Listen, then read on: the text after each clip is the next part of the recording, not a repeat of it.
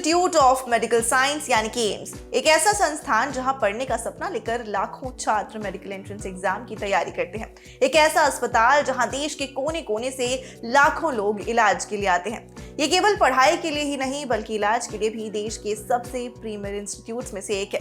लेकिन बहुत ही कम लोगों को पता है कि देश के सबसे बढ़िया मेडिकल संस्थान एम्स की शुरुआत कैसे हुई।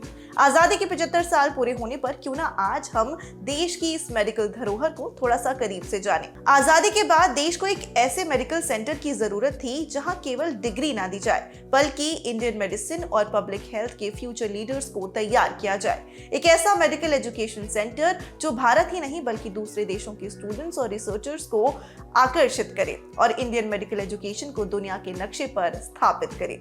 साल 1946 में आईसीएस अधिकारी जोसेफ बोरे के नेतृत्व में बनी एक कमेटी ने पहले ही इस तरह के एक नेशनल मेडिकल सेंटर की स्थापना करने का सुझाव दिया था। 1947 में देश आजाद हो गया। देश के पहले प्रधानमंत्री जवाहरलाल नेहरू और पहली स्वास्थ्य मंत्री राजकुमारी अमृत कौर दोनों ही इस बोरे कमेटी के सुझावों पर एक प्रस्ताव पर काम शुरू हुआ तो फंड की समस्या आई। राजकुमारी अमृत कौर अलग अलग देशों और संगठनों से मुलाकात कर इस समस्या को सुलझाने में सफल रही। संस्थान के लिए सबसे बड़ा सहयोग न्यूजीलैंड सरकार का मिला। इसके अलावा ऑस्ट्रेलिया, पश्चिम जर्मनी और डच सरकार के साथ साथ रॉकफेलर फाउंडेशन और फोर्ड फाउंडेशन से भी काफी मदद मिली।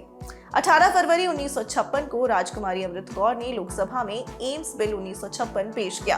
वो अपने साथ पहले से तैयार की गई कोई स्पीच नहीं लेकर गई थी। उन्होंने कहा, ये मेरा सपना है कि हमारे देश में पोस्ट ग्रेजुएशन की पढ़ाई और मेडिकल एजुकेशन के हाई स्टैंडर्ड्स को बनाए रखने के लिए हमारे पास एक ऐसा संस्थान हो जो हमारे युवाओं को हमारे देश में पोस्ट ग्रेजुएशन करने में सक्षम बनाए। 9 मई 1956 को राज्यसभा में एम्स बिल पास हुआ। 4 दिन चली बहस खत्म हुई। राज्यसभा के चेयरमैन ने बिल पास होने की घोषणा की और इस तरह एम्स अस्तित्व में आया।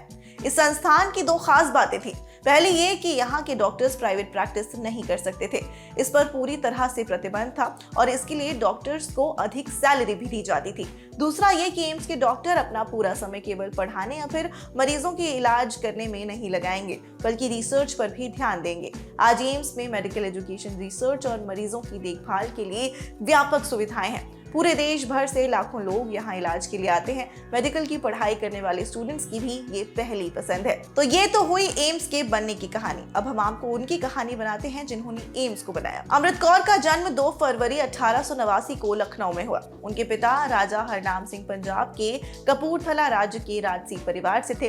राजकुमारी अमृत कौर ने इंग्लैंड के डोरसेट में स्थित शेरबोर्न स्कूल फॉर गर्ल्स से स्कूल की पढ़ाई की। उसके बाद उच्च शिक्षा के लिए वो ऑक्सफोर्ड चली गई। 1918 में जब वो भारत वापस लौटी तो देश का माहौल ठीक नहीं था।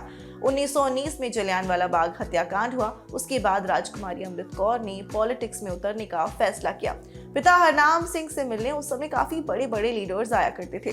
गोपाल कृष्ण गोखले के जरिए राजकुमारी अमृत कौर को महात्मा गांधी के बारे में जानकारी मिली। उन्होंने महात्मा गांधी को खत लिखना शुरू किए। इनकी लगन देखकर गांधी जी ने राष्ट्रीय आंदोलन से जुड़ने के लिए इन्हें खत लिखा और अमृत कौर राष्ट्रीय आंदोलन से जुड़ गई। दांडी मार्च और भारत छोड़ो आंदोलन में भाग लेने की वजह से वो जेल भी गई। महात्मा गांधी की सेक्रेटरी के तौर पर उन्होंने करीब 17 सालों तक काम किया। जब देश आजाद हुआ तब उन्होंने यूनाइटेड प्रोविंस के मंडी से कांग्रेस पार्टी के टिकट पर चुनाव लड़ा और जीती भी। ये सीट आज हिमाचल प्रदेश में पड़ती है। वो आजाद भारत की पहली कैबिनेट में हेल्थ मिनिस्टर बनी। लगातार 10 सालों तक इस पद पर बनी रही। वर्ल्ड हेल्थ असेंबली की प्रेसिडेंट भी बनी। इनसे पहले कोई भी महिला इस पद पर नहीं पहुंची थी। यही नहीं, इस पद पर पहुंचने वाली वो एशिया से पहली व्यक्ति भी थी। स्वास्थ्य मंत्री बनने के बाद उन्होंने एम्स के अलावा कई और संस्थान भी शुरू किए, जैसे कि Indian council of child welfare, tuberculosis association of India, Rajkumari Amrit Kaur college of nursing और central leprosy and research institute. उन्होंने शिमला में अपना पैतृक मकान भी एम्स को दान कर दिया था।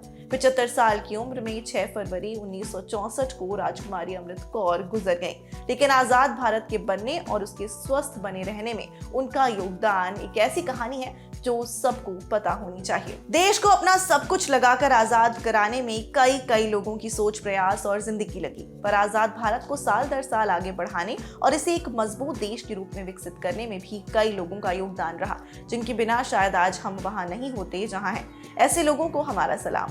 आज़ादी के 75 साल पूरे होने पर we wish you a very happy independence day. रंगरूट से जुड़ने के लिए आपका ढेर सारा शुक्रिया।